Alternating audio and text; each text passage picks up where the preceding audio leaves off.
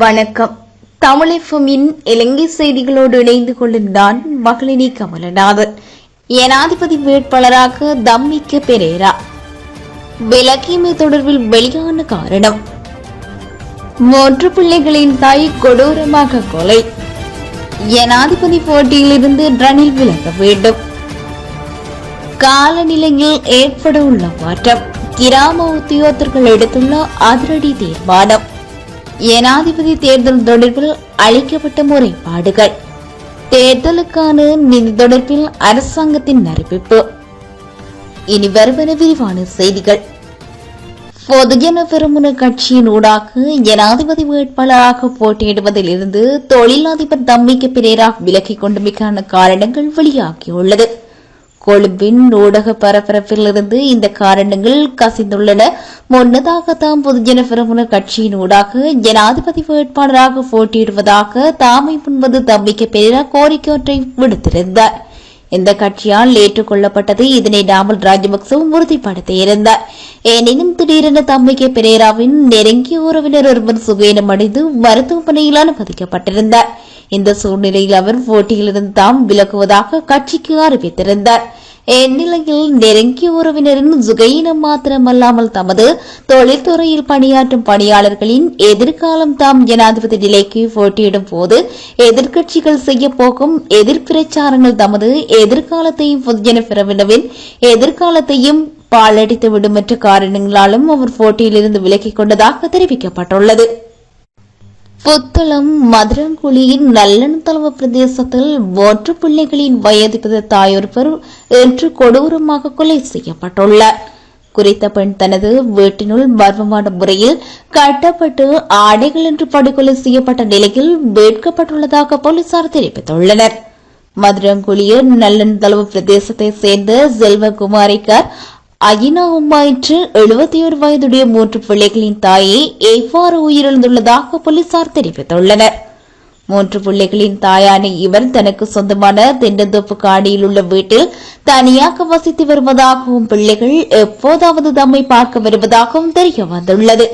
இந்த பெண் தனது வீட்டின் படுக்கையில் கைகளையும் கால்களையும் கட்டி ஏதோ ஒரு வழியில் கொல்லப்பட்டிருக்க வேண்டும் எனவும் மேலும் உடலில் வெட்டுக்களோ அல்லது வேறு காயங்களோ காணப்படவில்லை என விசாரணை மேற்கொள்ளுமாறு போலீசார் குறிப்பிட்டுள்ளனர். அந்த பெண்ணிடம் அதிக அளவில் பணம் இருந்திருக்கலாம் எனவும் அவரிடம் இந்த தங்க ஆபரணங்கள் மற்றும் பொருட்கள் என்பன காணப்படவில்லை எனவும் போலீசார் மேலும் தெரிவித்துள்ளனர்.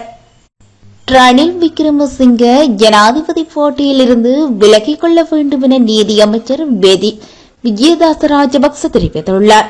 தேசிய ஜனநாயக முன்னணி நேற்று கொழும்பில் நடத்திய செய்தியாளர் சந்திப்பில் கலந்து கொண்டு கருத்து தெரிவிக்கையிலே அவர் இவ்வாறு குறிப்பிட்டுள்ளார்.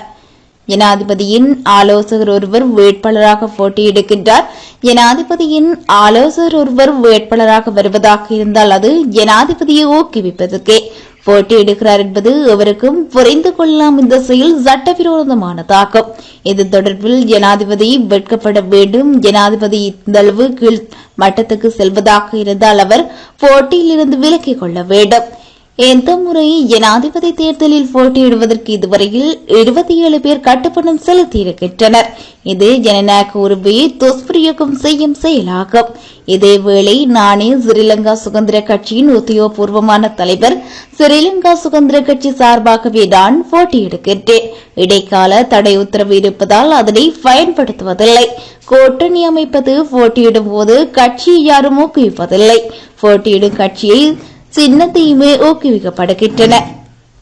சந்திரிகா குமாரதுங்க, மகிந்த ராஜபக்ச, கோட்டபாய ராஜபக்ச அனைவரும் அவ்வாறே செயற்பட்டனர். கட்சியின் பெரும்பாலான உறுப்பினர்கள் என்னுடன் இருக்கின்றனர். ஸ்ரீலங்கா சுதந்திர கட்சியின் தலைமைத்துவத்துக்கு நான் பலாத்காரமாக வரவில்லை. 2 முறை கட்சியின் நிறைவேற்றுக் கொள்வேன். பெரும்பாலான உறுப்பினர்களின் ஆதரவுடன் தெரிவு செய்யப்பட்டேன். தலைமை பதவிக்கு நிமல் சிறிபால தயாசிரி யாரும் போட்டியிடவில்லை. கட்சியின் நிறைவேற்று சபையில் 240 பேரில் 220 பேர் என்னுடன் இருக்கிறார்கள் என கூறியுள்ளார். ஜனாதிபதி தேர்தல் முடியும் வரை நாடாளுமன்றம் கலைக்கப்படாது என்று அரசாங்கம் தெரிவித்துள்ளது. ஆளும் ஸ்ரீலங்கா பொதுஜன பெரமுனவின் நாடாளுமன்ற பெரும்பான்மையை குறித்து எழுந்துள்ள சர்ச்சைகளின் அடிப்படையில் நாடாளுமன்றம் விரைவில் கலைக்கப்படலாம் என கருத்துக்கள் உலாவி வருகின்ற நிலையில் அரசாங்கம் அதனை நிராகரித்துள்ளது. அத்துடன் ஜனாதிபதி தேர்தல் அறிவிக்கப்பட்டுள்ள நிலையில் நாடாளுமன்றத்தில் ஏற்பட்டுள்ள பெரும்பான்மை குறித்து குழப்பங்களுக்கு தேர்வு காணப்பட வேண்டும் என்று வலியுறுத்தலை எதிர்க்கட்சிகள் முன்வைத்துள்ளன. அதன்படி ஜனாதிபதி ரணில் விக்ரமசிங்க மற்றும் பிரதமர் தினேஷ் குணவர்த்தனவின் தலைமையில் இறுதியாக இடம்பெற்ற ஆளுங்கட்சியின் நாடாளுமன்ற குழு கூட்டத்தின் பின்னர் பொதுஜன பெரமுனவின் 92 நாடாளுமன்ற உறுப்பினர்கள் ஜனாதிபதிக்கு ஆதரவு அளிக்க உள்ளதாக ஜனாதிபதி ஊடக பிரிவின் உத்தியோகபூர்வமாக அறிவித்திருந்தது. இதேவேளை கரீன் பெர்னாண்டோ மற்றும் மன்சூர் நாணயக்கார ஆகியோரின் நாடாளுமன்ற உறுப்புரிமையின்மையால் ஐக்கிய மக்கள் சக்திக்கு 2 ஆசனங்கள் அதிகரித்துள்ளன. இந்நிலையில் குறித்த அறிவிப்பின் பிரகாரம் ஆரம்பத்தில் 134 என்ற பெரும்பான்மையை கொண்டிருந்த ஆளுங்கட்சிக்கு தற்போது 113 என்ற பெரும்பான்மை கூட இல்லை என எதிர்க்கட்சிகள் சுட்டிக்காட்டியுள்ளன. இவ்வாறானதொரு நிலையில் நாடாளுமன்றத்தின் பெரும்பான்மை யார் வசம் உள்ளது என்பதில் குழப்ப நிலை உருவாக்கியுள்ளதாக தெரிவிக்கப்பட்டுள்ளது. எனவே இத்தகைய நெருக்கடியில் நாடாளுமன்றம் கலைக்கப்படுமா என்ற கேள்விக்கு அரசாங்கம் அதனை நிராகரித்தமை குறிப்பிடத்தக்கது. அரசாங்கத்தினால் ஸ்தாபிக்கப்பட்டுள்ள சமூக நீதி ஆணைக்குழுவின் தமிழ் மக்களின் சமூக பிரச்சினைகளை விரிவாக ஆராய சந்தர்ப்பம் ஏற்படுத்தி கொடுக்கப்படும் என ஜனாதிபதி ரணில் விக்ரமசிங்க உறுதியளித்துள்ளார். நுவரெலியா மாவட்ட வர்த்தகர்களுடனான சந்திப்பின் போது ஜனாதிபதி இதனை குறிப்பிட்டுள்ளார். இலங்கை வரலாற்றில் முதல் முறையாக லயன் அறைகளில் வாழும் மக்களுக்கு கிராமம் ஒன்றில் வாழ்வதற்கான உரிமை வழங்கப்படும். அது மாத்திரமல்ல, மக்களுக்கு காணி உரிமை வழங்கப்படும் வீடுகளை நிர்மாணிப்பதற்கு அரசாங்கம் உதவி அளிக்கும். அதற்காக தோட்ட கம்பெனிகளுக்கு குத்தகைக்கு விடப்பட்டுள்ள லயன் அறைகள் இருக்கும் காணிகளின் குத்தகை ஒப்பந்தங்கள் ரத்து செய்யப்பட்டு அந்த காணிகளை அரசாங்கம் மீள சுவீகரிக்கும். மலையக தமிழ் மக்களுக்கு சமூக நீதியை நிலைநாட்டுவதற்காக அடுத்த வருடம் ஜனவரி அல்லது பிப்ரவரி மாதத்தில் மாநாடு ஒன்று கூட்டப்படும் என ஜனாதிபதி மேலும் தெரிவித்துள்ளார். எதிர்வரும் ஜனாதிபதி தேர்தலில் போட்டியிடும் எந்த ஒரு வேட்பாளருக்கும் ஆதரவளிக்கப் போவதில்லை என முன்னாள் ஜனாதிபதி சந்திரிகா பண்டாரநாயக்க குமாரதுங்க தெரிவித்துள்ளார். அத்தனகல்ல தொகுதி ஸ்ரீலங்கா சுதந்திர கட்சி உறுப்பினர்களுடன் இடம்பெற்ற விசேட கலந்துரையாடலின் போதே அவர் இதனை குறிப்பிட்டுள்ளார். எந்த விசேட கலந்துரையாடல் நெட்டம்புவ கெரகொல்ல பண்டாரநாயக்க ஞாபகார்த்த நூலக வளாகத்தின் முதல் மாடியில் உள்ள கேட்போர் கூட்டத்தில் இடம்பெற்றுள்ளது. எதிர்வரும் ஜனாதிபதி தேர்தல் தொடர்பில் ஸ்ரீலங்கா சுதந்திர கட்சியின் செயற்பாட்டாளர்களை அழைத்து சந்திரிகா தனது நிலைப்பாட்டை தெரிவித்துள்ளார். ஸ்ரீலங்கா சுதந்திர கட்சியின் உறுப்பினர்கள் சிலர் ஜனாதிபதி வேட்பாளர் சஜித் பிரேமதாசவுக்கு ஆதரவு அளிக்குமாறு கோரிக்கை விடுத்திருந்தனர். அங்கு கருத்து தெரிவித்த சந்திரிகா தான் எந்த வேட்பாளருக்கும் ஆதரவளிக்கப் போவதில்லை என குறிப்பிட்டுள்ளார். இதேவேளை ஸ்ரீலங்கா சுதந்திர கட்சி உறுப்பினர்கள் தாங்கள் விரும்பும் ஜனாதிபதி வேட்பாளருக்கு ஆதரவு அளிப்பதில் தனக்கு எந்தவித ஆட்சேபனையும் இல்லை எனவும் தெரிவித்துள்ளார்.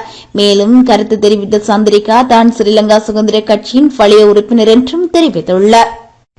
காலநிலையில் ஏற்படவுள்ள மாற்றம் குறித்து வளிமண்டலவியல் திணைக்களம் அறிக்கை ஒன்றை வெளியிட்டுள்ளது. இதற்கமைய நாட்டின் பெரும்பாலான பகுதிகளில் மாலை அல்லது இரவில் மழை இடியுடன் கூடிய மழை பெய்யக்கூடும் என அந்த திணைக்களம் குறிப்பிட்டுள்ளது. மேல் ஜப்ரகமோ மத்திய தெற்கு வடக்கு மற்றும் வடமத்திய மாகாணங்களிலும் சில பகுதிகளில் 100 மில்லிமீட்டருக்கு அதிகளவான பலத்த மழை பெய்யக்கூடும் என தெரிவிக்கப்பட்டுள்ளது. களுத்துறை, காலி, மாத்தறை மற்றும் ரத்னபுரி மாவட்டங்களிலும் காலை வேளையில் மழை பெய்யக்கூடும். இடியுடன் கூடிய மழையுடன் தற்காலிக பலத்த காற்று மற்றும் மின்னலினால் ஏற்படக்கூடிய ஆபத்தை குறைப்பதற்கு தேவையான நடவடிக்கைகளை மேற்கொள்ளுமாறு வளிமண்டலவியல் திணைக்களம் பொதுமக்களிடம் கோரியுள்ளது. கிராம உத்தியோகத்தர்கள் இன்று முதல் எதிர்ப்பு வாரம் ஒன்றை பிரகடனப்படுத்தி 1 வாரத்துக்கு தொழிற்சங்க நடவடிக்கையில் ஈடுபடுவார்கள் என கிராம உத்தியோகத்தர் தொழிற்சங்க கூட்டணியின் இணைய தலைவர் தெரிவித்துள்ளார். ஊடகவியலாளர் சந்திப்பொன்றை நடத்தும் போதே அவர் மேற்கொண்டவாறு தெரிவித்துள்ளார். இதேவேளை குறித்த தொழிற்சங்க நடவடிக்கை கிராம உத்தியோகத்தர்களுக்கான புதிய சேவை யாப்புக்கு எதிர்ப்பு தெரிவித்து முன்னெடுக்கப்பட உள்ளதாக தெரிவிக்கப்பட்டுள்ளது. மேலும் இன்று மற்றும் நாளை பணியை விட்டு வெளியேறுவோம் என கிராம உத்தியோகத்தர்கள் தெரிவித்துள்ளனர். ஜனாதிபதி தேர்தலில் போட்டியிடும் வேட்பாளர்களின் எண்ணிக்கை அதிகரிப்பு ஒரு பிரச்சினையல்ல என்றும் நிதி ஒதுக்குவதற்கு நிதியமைச்சு தயாராக உள்ளது என்று நிதி ராஜாங்க அமைச்சர் ரஞ்சித் ஜியம்பலாபிடிய தெரிவித்துள்ளார். எட்டியான் தோட்டையில் நடைபெற்ற நிகழ்ச்சியொன்றில் உரையாற்றும் போதே அவர் இவ்வாறு குறிப்பிட்டுள்ளார். ஜனாதிபதி தேர்தலுக்கான செலவின மதிப்பீடு இன்னும் 10 கோடி ரூபாயை தாண்டவில்லை என்றும் அமைச்சர் கூறியுள்ளார். 10 பில்லியன் வரம்பு சில வேளைகளில் வேட்பாளர்களின் எண்ணிக்கை வாக்குச்சீட்டுக்கு அதிகமாக இருந்தால் அதிகரிக்கப்படலாம். அந்த வகையில் ஒரு வேட்பாளருக்கு சுமார் 100 மில்லியன் ரூபாய் கூடுதல் செலவாகும். இருப்பினும் ஏற்பாடுகள் நடைபெற்று வருகின்றன. சமர்ப்பிக்கப்பட்ட மதிப்பீடுகளுக்கு நிதியளிக்கப்பட்டுள்ளது என்றும் அமைச்சர் கூறியுள்ளார். தேர்தலுக்கான 10,000 கோடி ரூபாய் ஒதுக்கப்பட்டுள்ளதாக தேர்தல் ஆணையகம் குறிப்பிட்டுள்ளது. இத்துடன் இனிதே தமிழ் எஃப்எம்மின் இலங்கை செய்திகள் நிறைவடைகின்றன.